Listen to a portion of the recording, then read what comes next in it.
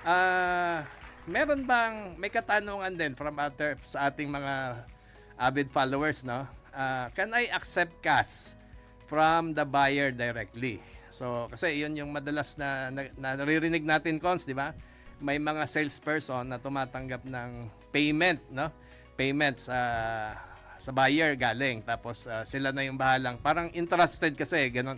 Sobrang tiwala yung mga Filipino buyers, kasi sobrang mapagtiwala na ini-entrust yung payment sa ating mga salesperson. Yes, kung sama yan. Pero ako kasi, ang pananaw ko dyan is pag yung mga usaping pera, dapat direct mo na doon sa seller o doon sa developer. Yun. So, kumbaga sa akin, ang siguro medyo pro tip dyan, sa akin is touch the paperwork, but do not touch the cash. Do not touch the cash. Yes, oo. Maganda yun, ha? Paperwork lang. Paperwork lang ang pwedeng i-touch, no? But do not touch the cash. So, tama naman yun, Cons, kasi siyempre, delikado talaga, lalo na pag-cash, no? Oo, sakit Siguro, na ulo pa. possible siguro, pwede yung tinatawag na check or manager's check, no? Yes. In the name of the seller Yes. or in the name of the developer, para walang problema talaga.